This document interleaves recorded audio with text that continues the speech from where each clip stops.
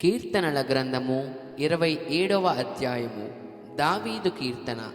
యెహోవా నాకు వెలుగును రక్షణయునై ఉన్నాడు. నేను ఎవరికి భయపడుదును? యెహోవా నా ప్రాణదుర్గము. ఎవరికి వెరుతును? నా శరీర మాంసము తినుటకై దుష్టులు నా మీదకి వచ్చినప్పుడు, నన్ను బాధించు శత్రువులు నా మీదకి వచ్చినప్పుడు వారు తొట్టిల్లి కూలిరి.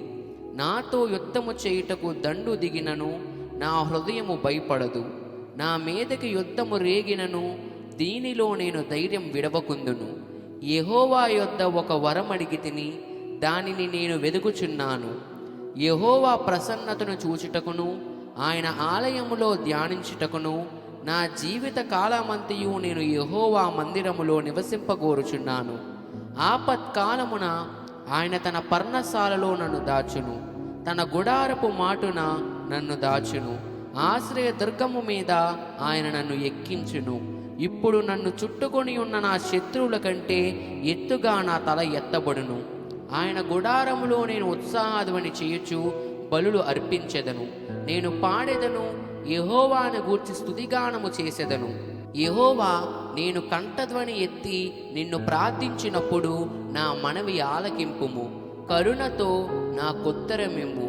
నా సన్నిధి వెదుకుడని నీవు సెలవీయగా, యెహోవా నీ సన్నిధి నేను వెదికెదనని నా హృదయము నీతో అనెను.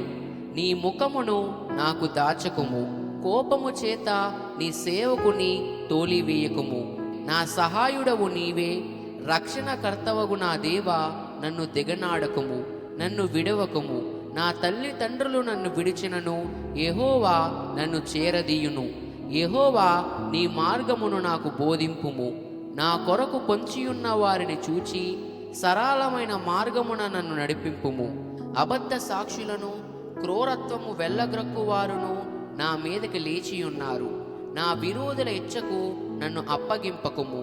సజీవుల దేశమున నేను యెహోవా దయను పొందుదునన్న నమ్మకము నాకు లేని ఎడల నేనేమవుదును? యెహోవా కొరకు కనిపెట్టుకుని ఉండుము. ధైర్యము తెచ్చుకొని నీ హృదయమును నిబ్బరముగా నుంచుకొనుము. యెహోవా కొరకు కనిపెట్టుకుని ఉండుము. ఆమేన్.